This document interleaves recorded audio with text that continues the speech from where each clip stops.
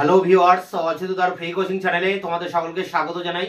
আজকের এই ভিডিওতে তোমরা যারা ক্যালকাটা ইউনিভার্সিটিতে ফার্স্ট সেমিস্টারে পড়ছো, অনার্স বা পাশে, তোমাদের যে হিস্ট্রিতে আইডিসি পেপারটি রয়েছে, অর্থাৎ ইতিহাসে যে আইডিসি পেপার ফার্স্ট সেমিস্টারে পড়তে হবে, এই পেপারটির সিলেবাস, কোশ্চেন প্যাটার্ন এবং সাজেশনের প্রশ্নগুলির উত্তর সব কিছু নিয়ে বিস্তারিত আলোচনা করবো এই ভিডিওতে।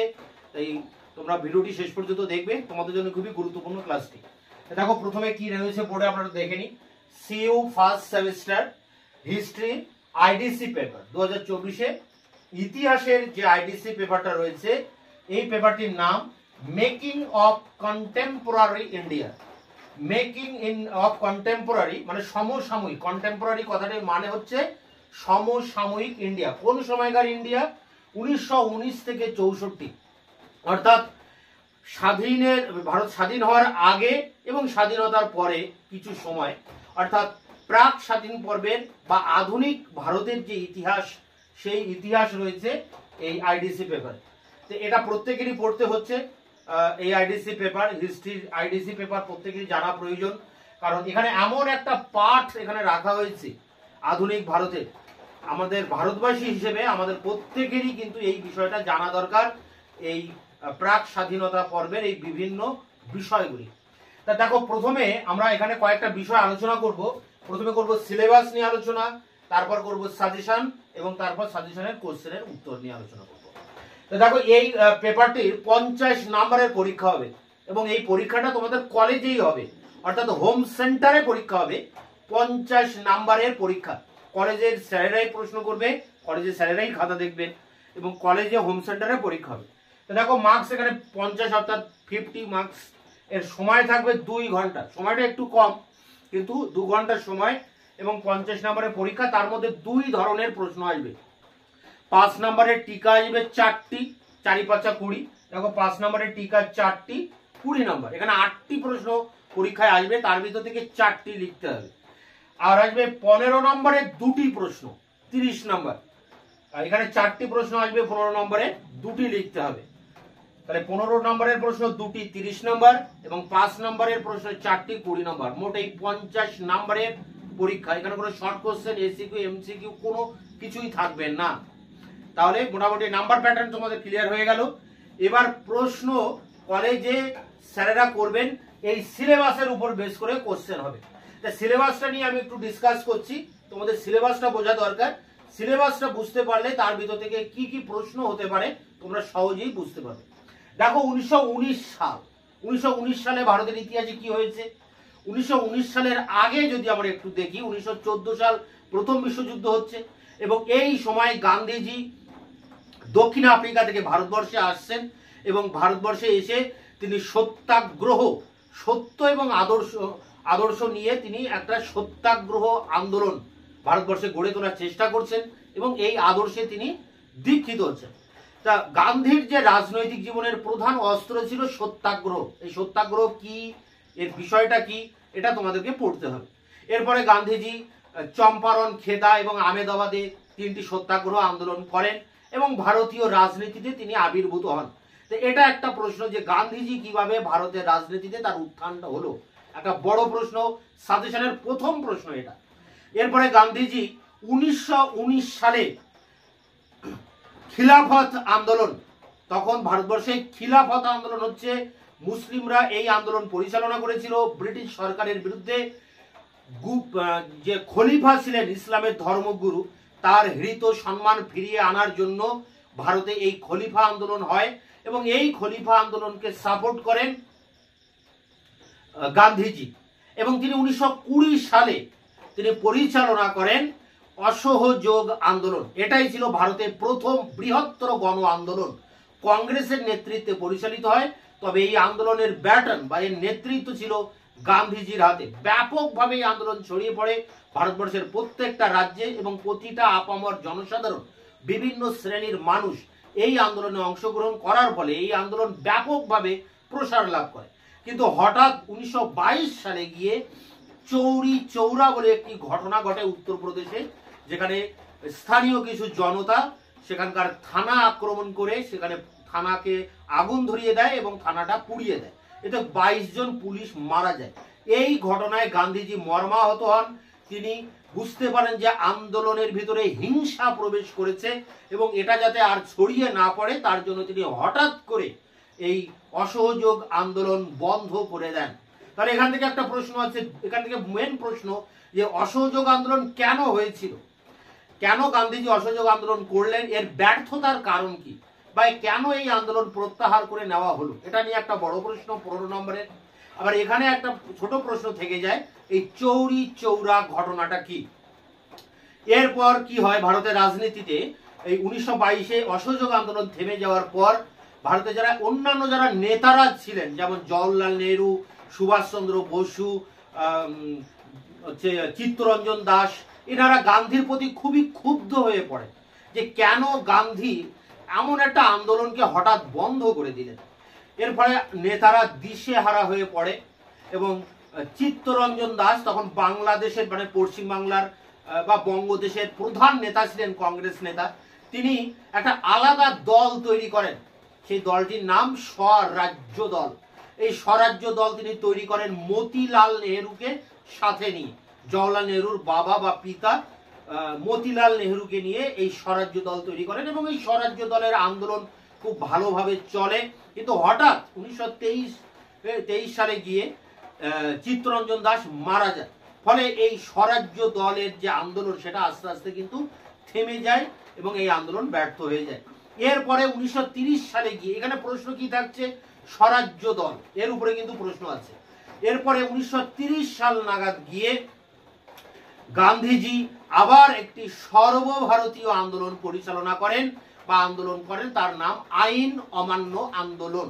অর্থাৎ ব্রিটিশদের যে আইন আছে সেই আইন আর এখন মানা হবে না। এখন দেখবে বিভিন্ন সরকারের বিরুদ্ধে যেসব বিক্ষোভ প্রদর্শনগুলো হয় তার নাম বা সেই আন্দোলনগুলোর নাম দেওয়া হয় আইন অমান্য আন্দোলন। আইন মানছে না, সরকারি আইন মানছে না, ফলে পুলিশ তাদেরকে গ্রেপ্তার করে থানায় নিয়ে যায়। তা সেই সময় গান্ধীজি 1930 সালে এই আইন অমান্য আন্দোলন শুরু করেন। 1930-এ শুরু হয়, 1934 সাল পর্যন্ত এই আন্দোলন চলে। যদিও এই আন্দোলনের অনেকগুলো পর্ব বা পর্যায় ছিল, কিন্তু 1934 সালে গিয়ে ব্রিটিশ সরকারের সাথে গোল টেবিল বৈঠকের ভিতর দিয়ে এই আন্দোলন বন্ধ করে দেওয়া হয়।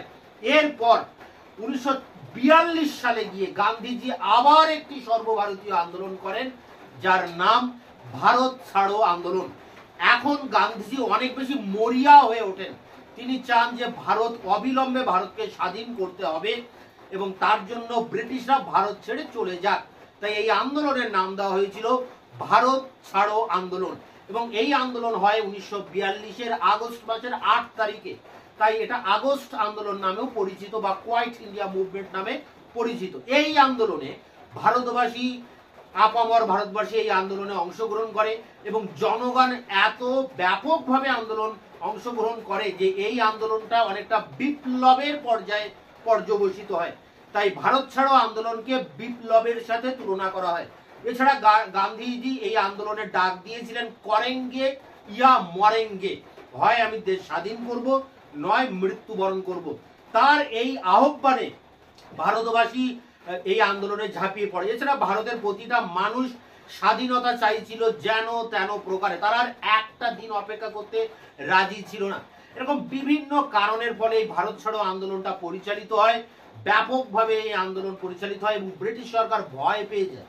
তারা ব্যাপক দমন নীতির মধ্য দিয়ে অনেক ধরপাকড় অত্যাচারের ভিতর দিয়ে এই ভারত ছাড়ো আন্দোলনকে দমন করে দেয়। এরপরে 1946 সালে গিয়ে, তাহলে এখানে ভারত ছাড়ো আন্দোলনের উপরে প্রশ্ন আছে যে ভারত ছাড়ো আন্দোলনকে কেন বিপ্লবের সাথে তুলনা করা হয় বা এই আন্দোলনের জনগণ কতটা স্বতঃস্ফূর্তভাবে অংশগ্রহণ করেছিল। এর আগে আইন অমান্য আন্দোলন করেছি, আইন অমান্য আন্দোলন থেকে বড় প্রশ্ন হয় যে আইন অমান্য আন্দোলনের কারণ কি, এর ফলাফল কি, এর তাৎপর্য কি। তাহলে গান্ধীর নেতৃত্বে পরিচালিত হয় 3টি বড় আন্দোলন।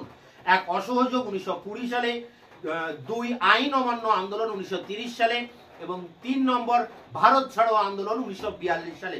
এই 3টি আন্দোলন তোমাদেরকে খুব ভালো করে পড়তে হবে, বড় 15 নম্বরের। এই জায়গা থেকে একটা প্রশ্ন জেনুইন কমন পাবে, এমনকি 2টো প্রশ্ন যে তোমাদেরকে লিখতে হবে পরীক্ষায়, দুটোই কমন পেয়ে যেতে পারো। এগুলি ছাড়াও কিন্তু আরো অনেক বিষয় রয়েছে, যেমন 1946 সালে গিয়ে নৌ বিদ্রোহ হয়। ব্রিটিশ সরকারের যে নৌবাহিনী ছিল, যে নৌবাহিনীতে ভারতীয়রা সেখানে চাকরি করতেন, এই নৌ সেনাদের সাথে ব্রিটিশ অফিসাররা খারাপ ব্যবহার করতেন, তাদের বেতন কম দিতেন, তাদের পদমর্যাদার কোনো সুযোগ ছিল না, তাদের ধর্ম নাশের চেষ্টা করা হয়েছিল বিদেশে সমুদ্র যাত্রায় পাঠানোর ভিতর দিয়ে। নানা কারণে এই নৌ সেনারা 1946-এর 20 ফেব্রুয়ারি তারা বোম্বাইয়ের তলোয়ার নামক জাহাজে প্রথম বিদ্রোহ ঘোষণা করে এবং বিদ্রোহ বোম্বাই বন্দর থেকে ছড়িয়ে পড়ে করাচি, কলকাতা, মাদ্রাজ, ভারতের বিভিন্ন বন্দরের নৌ নাবিকদের মধ্যে ছড়িয়ে পড়ে এবং ব্রিটিশ সরকার শেষ পর্যন্ত ব্যাপক ধরপাকড়ের ভিতর দিয়ে এই আন্দোলন দমন করেন। এরপর তাহলে নৌ বিদ্রোহের কারণ কি, নৌ বিদ্রোহের ফলাফল কি, নৌ বিদ্রোহের গুরুত্ব কি, এটা আমাদের পড়তে হচ্ছে। আবার ঠিক এই সময়ে এই 1940, 42, 43, 44 এই সময় একই সময়ে সমান্তরাল ভাবে সুভাষচন্দ্র বসু তিনি বিদেশে যান। ভারতে তাকে গৃহবন্দী করে রাখা হয় এবং সেখান থেকে তিনি পালিয়ে বিদেশে যান, আফগানিস্তান হয়ে রাশিয়া যান, রাশিয়া থেকে জার্মানিতে যান, জার্মানি থেকে জাপানে যান এবং সেখানে রাসবিহারী বসু যে আজাদ হিন্দ ফৌজ বানিয়েছিলেন সেই ফৌজের দায়িত্ব নেন এবং ভারতের দিকে সেই ফৌজ নিয়ে আস্তে আস্তে তিনি এগিয়ে আসেন ভারতের উত্তর পূর্ব সীমান্ত দিয়ে। এবং তার এই যে ভারত অভিযান একটা সময় ব্যর্থ হয়। কেন ব্যর্থ হয়? কারণ তাকে সাহায্য করেছিল জাপানি সেনারা, কিন্তু দ্বিতীয় বিশ্বযুদ্ধ চলছিল ঠিক এই সময় 1939 থেকে 45। ফলে জাপান দ্বিতীয় বিশ্বযুদ্ধে পরাজিত হয়। জাপানের উপরে হিরোশিমা এবং নাগাসাকিতে আমেরিকা পারমাণবিক বোমা ফেলে, ফলে জাপান আত্মসমর্পণ করে এবং জাপানি সেনা যারা নেতাজির সাথে ছিলেন তারাও কিন্তু জাপানে ফিরে যায়। ফলে জাপানি সাহায্য না পাওয়ার ফলে সুভাষচন্দ্র বসু তার এই পরিকল্পনা বাতিল করে দেন এবং তিনি আবার নতুন করে যাতে আবার পরিকল্পনা করা যায় তার জন্য তিনি চিন্তা ভাবনা করেন, যদিও একটা বিমান দুর্ঘটনায় তার মৃত্যু হয়। তাহলে এখানে আজাদ হিন্দ ফৌজ বা সুভাষচন্দ্র বসু ভারতের স্বাধীনতা আন্দোলনে তার ভূমিকা কতটা, এগুলো আমাদেরকে পড়তে হচ্ছে। আবার 1946 সালে ঠিক স্বাধীনতার আগে, স্বাধীনতা হয় 1947 সালে ভারত, তার আগে 1946 সালে বাংলাদেশে তেভাগা আন্দোলন হয়। কৃষকরা করেছিল এই তেভাগা আন্দোলন। কেন করেছিল? তারা চেয়েছিল ফসলের 3/2 ভাগ তাদেরকে দিতে হবে আর 1 ভাগ জোতদার বা জমিদাররা পাবে। কিন্তু আগে এটা ছিল না, আগে 2 ভাগ পেত জমিদাররা, 1 ভাগ পেত কৃষকরা। ফলে দিনাজপুরের রামচন্দ্রপুর গ্রামে, আটোয়ারি থানার রামচন্দ্রপুর গ্রামে এই তেভাগা আন্দোলনের সূচনা হয় এবং এই আন্দোলন অচিরেই জলপাইগুড়ি, কাকদ্বীপ, বাংলাদেশের খুলনা বা আরো অন্যান্য জেলাগুলিতে ছড়িয়ে পড়ে। এই আন্দোলন ছিল ভারত স্বাধীন হওয়ার ঠিক আগের বছরে শেষ কৃষক আন্দোলন। ব্যাপকভাবে এই আন্দোলন ছড়িয়ে পড়ে এবং এই আন্দোলন কিন্তু অনেকটাই সফল হয়েছিল। তা তেভাগা আন্দোলন তোমাদেরকে পড়তে হবে, এর কারণ, এর ফলাফল, এর গুরুত্ব, আন্দোলনের প্রকৃতি, চরিত্র সবকিছু। এরপর 1947 সালে ভারত স্বাধীন হবে। তার জন্য ভারত যাতে স্বাধীন হয় বা ভারতকে স্বাধীনতা দেওয়ার জন্য ব্রিটিশ পার্লামেন্ট লর্ড মাউন্টব্যাটেনকে ভারতে পাঠায়। লর্ড মাউন্টব্যাটেন একটা পরিকল্পনা করেন যাকে বলা হয় মাউন্টব্যাটেন পরিকল্পনা। এটা একটা বড় ইম্পর্টেন্ট প্রশ্ন। মাউন্টব্যাটেন পরিকল্পনা অনুযায়ী 1947-এর 15ই আগস্ট এবং 14ই আগস্ট পাকিস্তান এবং ভারত দুটো আলাদা আলাদা দেশ তৈরি হয়। তাই এই যে ভারত ভাগ হয়ে গেল, এই ভাগ কি অনিবার্য ছিল? ভারত বিভাগ কি অনিবার্য ছিল? এটা একটা ভেরি ভেরি ইম্পর্টেন্ট 15 নম্বরের প্রশ্ন। এই ভারত বিভাগ কি অনিবার্য ছিল কি না? ভারত ভাগ হয়ে যাওয়ার পর পাকিস্তান রাষ্ট্রে যে হিন্দুরা বাস করতেন তারা ভারতে দলে দলে ঢুকতে থাকে এবং এই বিপুল সংখ্যক মানুষ তাদের খাদ্য, বস্ত্র, বাসস্থানের জোগাড় করতে গিয়ে ভারত সরকার নাজেহাল হয়ে পড়ে। ফলে এই যে বিপুল সংখ্যক যে শরণার্থী বা উদ্বাস্তু, যারা এক বাস্তু থেকে উঠে এসে আরেক জায়গায় এসে বাস্তু তৈরি করার চেষ্টা করছে, এদের বলা হচ্ছে উদ্বাস্তু, অর্থাৎ নিজের ভিটে থেকে যারা উচ্ছেদ হয়ে গেছে, এই উদ্বাস্তু যারা এসে ভারতবর্ষে এসে বিভিন্ন শরণার্থী শিবিরে আশ্রয় নেয়। তাই এই উদ্বাস্তু এবং শরণার্থী এই যে সমস্যাটা দেখা দিয়েছিল স্বাধীনতার পরবর্তী সময়ে, সেই উদ্বাস্তু এবং শরণার্থী সমস্যাটা কি, এটাও একটা কিন্তু বড় প্রশ্ন। এই জায়গায় আরো একটা সমস্যা দেখা দেয়। ভারত স্বাধীন হওয়ার পর ভারতে প্রায় 500-র উপরে কিন্তু রাজ্য ছিল। এখন আমাদের দেশের রাজ্য সংখ্যা হয়তো 30টা, কিন্তু সেই সময়ে 500 রাজ্য ছিল। এই রাজ্যগুলোকে ভারতের ভিতরে অন্তর্ভুক্ত করার একটা প্রক্রিয়া ছিল, কারণ ভারত স্বাধীন হওয়ার যে দলিল, সেই দলিলে বলা হয়েছিল যে দেশীয় রাজ্যগুলো ইচ্ছা করলে পাকিস্তানেও যোগদান করতে পারে, ভারতেও যোগদান করতে পারে। তাহলে এই জায়গায় কিন্তু একটা সমস্যা তৈরি করে দিয়ে গিয়েছিল ব্রিটিশ সরকার। তাই ভারতের বেশিরভাগ রাজ্যগুলোকে ভারতের অন্তর্ভুক্ত করার জন্য এই সময় শুরু হয় দেশীয় রাজ্যের ভারতভুক্তিকরণ। এখানে এই ভারতভুক্তিকরণে 3টি রাজ্যকে নিয়ে খুবই সমস্যা দেখা দেয়। এক হায়দ্রাবাদ, যেটা একটা নিজামের দ্বারা শাসিত ছিল, এক মুসলিম শাসক, তিনি পাকিস্তান মুখাপেক্ষী ছিলেন। জুনাগড়, ভারত পাকিস্তান বর্ডারে অবস্থিত গুজরাটের জুনাগড়, সে তো পাকিস্তানের ভিতরে প্রায় ঢুকেই গিয়েছিল। আর কাশ্মীর ছিল, যে কাশ্মীর পাকিস্তান প্রায় দখলই করে নিয়েছিল। তো এই 3টি জায়গা নিয়ে সমস্যাটা বেশি দেখা দেয় এবং কাশ্মীরকে নিয়ে শুরু হয় কাশ্মীর ক্রাইসিস বা কাশ্মীর সংকট। তো এই পর্বে অনেকগুলো বিষয় তোমাদেরকে পড়তে হবে। ভারতের দেশীয় রাজ্যের ভারতভুক্তিটা কি, বা এই কাশ্মীর সমস্যাটা কি। তা যাই হোক, ভারত স্বাধীন হওয়ার পর দেশীয় রাজ্যগুলোকে ভারতভুক্ত করা হলো। এরপর ভারতে একটা সংবিধান লেখার জন্য একটা সংবিধান সভা তৈরি হয়। এই সংবিধান সভা প্রায় 11টি তার অধিবেশন ডাকে এবং এই অধিবেশনের ভিতর দিয়ে একটা সংবিধান রচনা করে এবং এই সংবিধান গৃহীত হয় 1949-এর 26শে জানুয়ারি। তারপর 1950-এর 26শে জানুয়ারি গিয়ে এটা গৃহীত হয় বা কার্যকরী হয়। তাহলে সংবিধান রচনা হলো, সংবিধান কার্যকরী হলো। এই ভারতীয় সংবিধানের যে বৈশিষ্ট্যগুলো রয়েছে সেগুলো কি কি রয়েছে, এই সংবিধানের লেখা হলো যে সংবিধান সভা, তার কার্যাবলীটা কি, বা কিভাবে সংবিধানের বৈশিষ্ট্য বিভিন্ন দেশ থেকে সংগ্রহ করে এই সংবিধানের ভিতরে ঢোকানো হয়েছে, এই সব কিছু নিয়ে এই জায়গায় তোমাদেরকে কিন্তু অনেকটাই পড়তে হবে। ভারতীয় সংবিধান, সংবিধানের বৈশিষ্ট্য, সংবিধানের সংবিধান সভার কার্যাবলী, এই পয়েন্টে পড়তে হবে। তা সংবিধান অনুযায়ী ভারতের যে পার্লামেন্টের নির্বাচন হয় এবং যে নির্বাচনের ভিতর দিয়ে জওহরলাল নেহরু এবং তার জাতীয় কংগ্রেস দল সংখ্যাগরিষ্ঠতা অর্জন করে এবং তিনি প্রধানমন্ত্রী নির্বাচিত হন। এবং প্রধানমন্ত্রী হয়ে জওহরলাল নেহরু প্রথম যে কাজটা করেন, যে দেশে কিভাবে এই সংসদীয় গণতন্ত্র প্রতিষ্ঠা করা যায়, মানুষের বাক স্বাধীনতা কিভাবে প্রতিষ্ঠা করা যায়, দেশকে কিভাবে ধর্মনিরপেক্ষ, সমাজতান্ত্রিক, প্রজাতান্ত্রিক, গণতান্ত্রিক এই দেশ হিসাবে তৈরি করা যায়, তার জন্য তিনি অনেকটাই কিন্তু চেষ্টা করেছিলেন। তাহলে এখানে একটা ইম্পর্টেন্ট প্রশ্ন, যে কিভাবে ভারতে এই সংসদীয় গণতন্ত্রের বিকাশ হচ্ছে, বা যে পার্লামেন্টারি যে ব্যবস্থা, লোকসভা, রাজ্যসভা, যে পার্লামেন্ট আমাদের দেশে রয়েছে, সেই পার্লামেন্টারি ব্যবস্থাটা যে সূচনা এই সময় হচ্ছে, সেটা এই জওহরলাল নেহরুর হাত ধরে হচ্ছে। কিভাবে হচ্ছে সবকিছু নিয়ে এখানে একটা প্রশ্ন, ভারতে পার্লামেন্টারি বা সংসদীয় গণতন্ত্রের বিকাশ, খুবই ইম্পর্টেন্ট প্রশ্ন। এবার আরেকটা ইম্পর্টেন্ট বিষয়, যে ভারতের প্রধানমন্ত্রী হলেন প্রথম প্রধানমন্ত্রী জওহরলাল নেহরু। আগামী দিনে, আগামী 5 বছর দেশকে তিনি কিভাবে চালাবেন, যেহেতু 5 বছরের জন্য তিনি প্রধানমন্ত্রী, তা তিনি কিভাবে দেশকে চালাবেন, এই ক্ষেত্রে তিনি একটা গুরুত্বপূর্ণ নীতি নেন রাশিয়াকে অনুকরণ করে। পঞ্চবার্ষিকী পরিকল্পনা। পঞ্চবার্ষিকী পরিকল্পনা বলতে আগামী 5 বছর দেশের কোন কোন খাতে ব্যয় করা হবে, কোন কোন খাতে কত টাকা ব্যয় করা হবে, কোন জিনিসের উপর বেশি গুরুত্ব দেওয়া হবে, অর্থাৎ আয় ও ব্যয়ের যে পুঙ্খানুপুঙ্খ হিসাব, সেটা আগামী 5 বছরে কি কি করা হবে সবকিছু হিসাব করে নেওয়াটাকে বলা হচ্ছে পঞ্চবার্ষিকী পরিকল্পনা। প্রতি 5 বছর অন্তর অন্তর এই পরিকল্পনা নেওয়া হয়, কিন্তু আমাদেরকে এখানে পড়তে হয় প্রথম 3টি পঞ্চবার্ষিকী পরিকল্পনা। প্রথম পঞ্চবার্ষিকী পরিকল্পনায় শিল্পের উপর গুরুত্ব দেওয়া হয়, দ্বিতীয় পঞ্চবার্ষিকী পরিকল্পনায় কৃষির উপর গুরুত্ব দেওয়া হয়, তৃতীয় পঞ্চবার্ষিকী পরিকল্পনায় গ্রাম উন্নয়নের উপরে গুরুত্ব দেওয়া হয়। তো এই পঞ্চবার্ষিকী পরিকল্পনা, বিশেষ করে প্রথম 3টি, ভারতবর্ষে পঞ্চবার্ষিকী পরিকল্পনা অনেকগুলো নেওয়া হয়েছে, প্রায় 14-15টা পঞ্চবার্ষিকী পরিকল্পনা নেওয়া হয়েছে।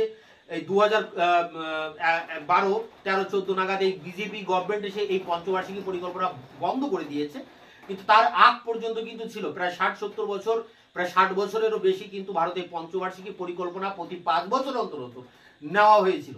তাই এখানে আমাদের পড়ার বিষয় যে প্রথম 3টি পঞ্চবার্ষিকী পরিকল্পনা।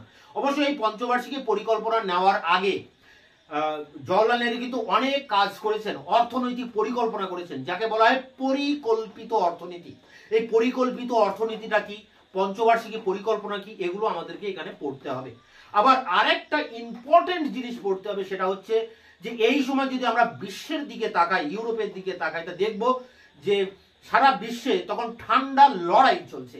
আমেরিকা এবং রাশিয়ার মধ্যে একটা স্নায়ুবিক লড়াই চলছে, ঠান্ডা লড়াই চলছে। সরাসরি যুদ্ধ হচ্ছে না, কিন্তু যুদ্ধের পরিবেশটা বজায় আছে।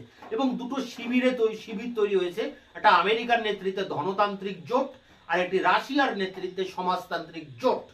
এবং বিশ্বের বেশিরভাগ দেশ কোনো না কোনো জোটের মধ্যে আছে। কিন্তু জওহরলাল নেহরু এখানে একটা অভিনব পদ্ধতি নেন। তিনি কোনো জোটের মধ্যে না গিয়ে জোট নিরপেক্ষ নীতি নেন, অর্থাৎ তিনি থাকেন নিরপেক্ষ। এই জোট নিরপেক্ষ নীতি তিনি নেন এবং এই নীতি আস্তে আস্তে বিস্তার লাভ করে। বিশ্বের অনেকগুলো দেশ এই জোট নিরপেক্ষ আন্দোলনে সামিল হয়, যেমন ঘানার নক্রুমা, ইন্দোনেশিয়ার সুকর্ণ, মিশরের গামাল আবদেল নাসের, যুগোস্লাভিয়ার মার্শাল টিটো, এরকম আরো অনেকে, শ্রীলঙ্কার প্রধানমন্ত্রী বন্দর নায়েক, এনারা সবাই কিন্তু এই জোট নিরপেক্ষ আন্দোলনে এসে সামিল হয় এবং এই আন্দোলনের অনেকটা অগ্রগতি ঘটে। এবং বিশ্বের বিভিন্ন দেশে এই আন্দোলনের সম্মেলন হয়, বার্ষিক সম্মেলন, যেখানে এশিয়া, আফ্রিকা, লাতিন আমেরিকার বিভিন্ন দেশ, বিশেষ করে যেসব দরিদ্র দেশ, তারা এই সব সম্মেলনে এসে যোগদান করে। যেমন বান্দুং সম্মেলন হয়েছিল ইন্দোনেশিয়ার, বেলগ্রেড সম্মেলন হয়েছিল যুগোস্লাভিয়ায়, দিল্লিতে সম্মেলন হয়, শ্রীলঙ্কার যে রাজধানী রয়েছে কলম্বো, সেই কলম্বোতেও এখানে সম্মেলন হয়, একাধিক সম্মেলন হয়। কিন্তু আমাদের এখানে পড়তে হবে যে বিষয়টা, সেটা হচ্ছে এই জোট নিরপেক্ষ নীতিটা কি, এর বৈশিষ্ট্যটা কি, এর গুরুত্বটা কি। এবং এই জোট নিরপেক্ষ নীতিকে কেন্দ্র করে ভারতের যে বিদেশ নীতি, পররাষ্ট্র নীতি, ফরেন পলিসি, এটা কি ছিল, কেমন ছিল, জওহরলাল নেহরুর বিদেশ নীতিটা কেমন ছিল, বিভিন্ন দেশের সাথে সম্পর্কের ক্ষেত্রে তিনি যে জোট নিরপেক্ষ নীতির দ্বারা পরিচালিত হয়েছিলেন, সেই জোট নিরপেক্ষ নীতির দৃষ্টিকোণ থেকে এই তার পররাষ্ট্র নীতিটা আলোচনা করতে হবে। এবং বিশ্বের বিভিন্ন দেশে আন্তর্জাতিক সমস্যার সমাধানের ক্ষেত্রে ভারত কি কি ভূমিকা নিয়েছিল, সবকিছু নিয়ে এই জোট নিরপেক্ষ নীতির এই পর্বে অনেকটাই পড়তে হবে। এবং এই সময় যে বান্দুং সম্মেলন হয়, যেটা প্রথম শীর্ষ সম্মেলন বলা হয় জোট নিরপেক্ষ আন্দোলনের, সেটাও আমাদেরকে পড়তে হবে। চীনের সাথে, চীনের প্রধানমন্ত্রী চৌ এন লাই এর সাথে ভারতের প্রধানমন্ত্রী জওহরলাল নেহরু একটা নীতি বা একটা চুক্তি স্বাক্ষর করেন, যার নাম পঞ্চশীল চুক্তি। এই পঞ্চশীল চুক্তিও আমাদেরকে এখানে পড়তে হবে। 1964 পর জওহরলাল নেহরু মারা যান এবং তার যুগটা শেষ হচ্ছে। তাহলে দেখো, যেখানে শুরু হয়েছিল 1919 থেকে, শেষ হচ্ছে 1964, এর মধ্যে অনেকগুলো বিষয় পড়তে হবে। আমরা আরেকবার প্রথম থেকে রিপিট করছি খুব শর্ট ফর্মে। যেমন প্রথমে ভারতের রাজনীতিতে গান্ধীর উত্থান হলো, গান্ধীর উত্থানের পরে রাওলাট সত্যাগ্রহ হচ্ছে, তারপরে অসহযোগ আন্দোলন হচ্ছে 1920 সালে, তারপরে 1930 সালে গিয়ে আইন অমান্য আন্দোলন, 1942 সালে ভারত ছাড়ো আন্দোলন। এই তিনটি আন্দোলনের কারণ, ফলাফল, গুরুত্ব, তাৎপর্য, প্রকৃতি, নেচার সবকিছু পড়তে হবে ভালো করে। এই তিনটির মধ্যে একটা প্রশ্ন পরীক্ষায় তোমরা কমন পাবে। 1930-এর নাগাদ ভারতবর্ষে বিপ্লববাদ, সন্ত্রাসবাদ মাথাচাড়া দিয়ে ওঠে। ভগৎ সিং, বিনয় বাদল দীনেশ, মাস্টারদা সূর্য সেন, সবই 1930-এর দশকে এদের বিপ্লবী কার্যকলাপ শুরু হয়। এর উপরে প্রশ্ন আসতে পারে।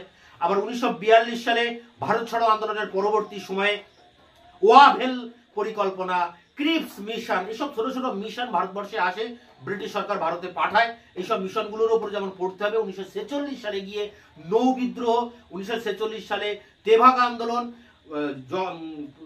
সুভাষচন্দ্রের নেতৃত্বে আজাদ হিন্দ ফৌজের ভূমিকা বা অবদান, ভারত ভাগ হলো, তার জন্য মাউন্টব্যাটেন এলেন, মাউন্টব্যাটেন পরিকল্পনা, ভারত বিভাগ হলো, সেটা অনিবার্য ছিল কিনা, ভারত ভাগ হওয়ার পর দেশীয় রাজ্যগুলির ভারতের ভিতরে যে অন্তর্ভুক্তিকরণ এবং তাকে কেন্দ্র করে যে কাশ্মীর সমস্যা, হায়দ্রাবাদ সমস্যা, এগুলো পড়তে হচ্ছে।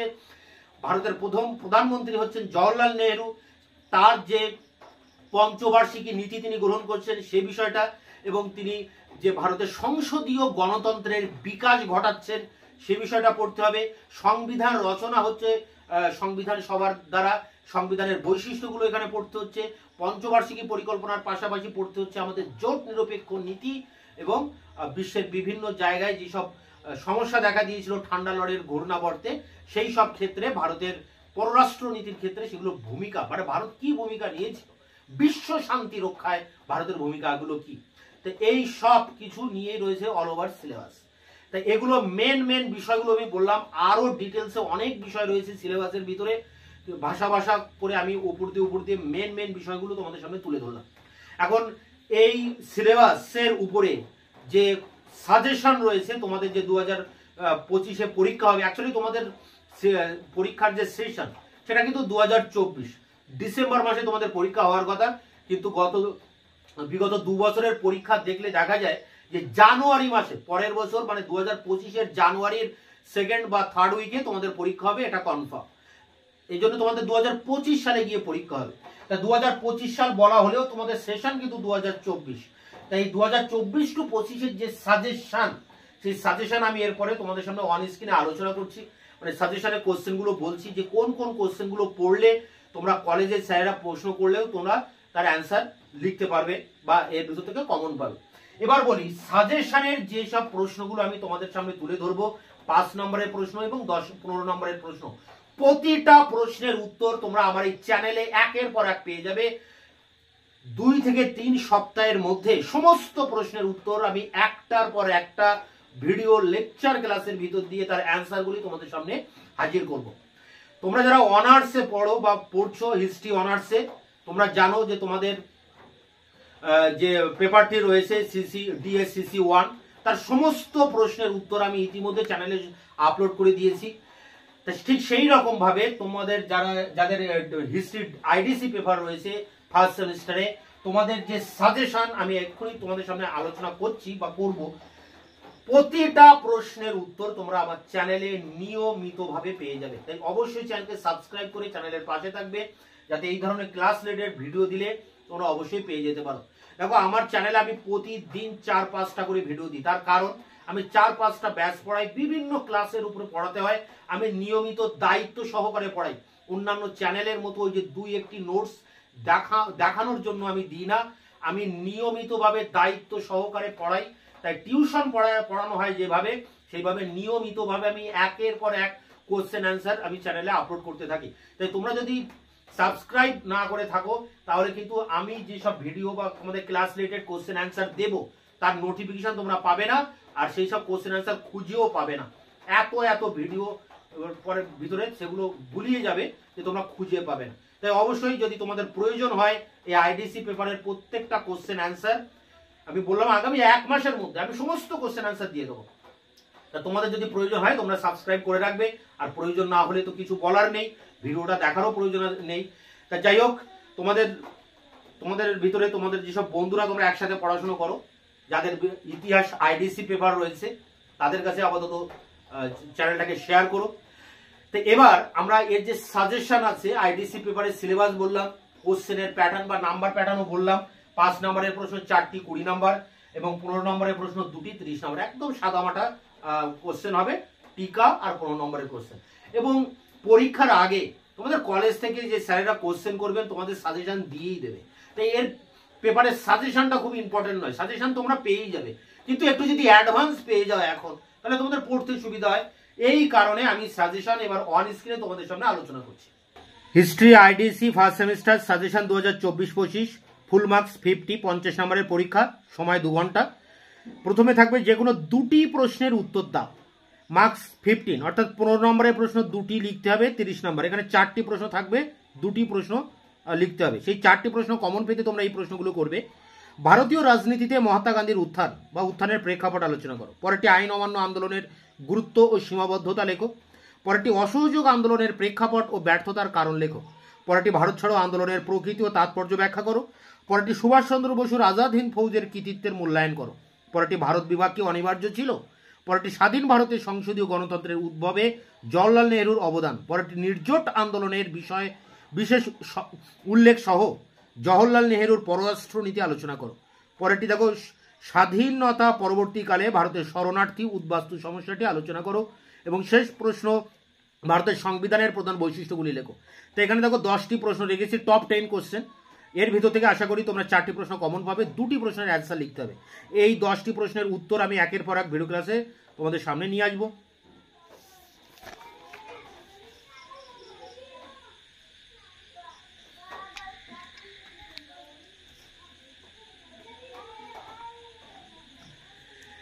এবার দেখো যে কোনো 4টি প্রশ্নের উত্তর দাও, অর্থাৎ 5 নম্বরের টিকা প্রশ্ন 4টি লিখতে হবে 20, এখানে 8টি প্রশ্ন আসবে 4টি লিখতে হবে।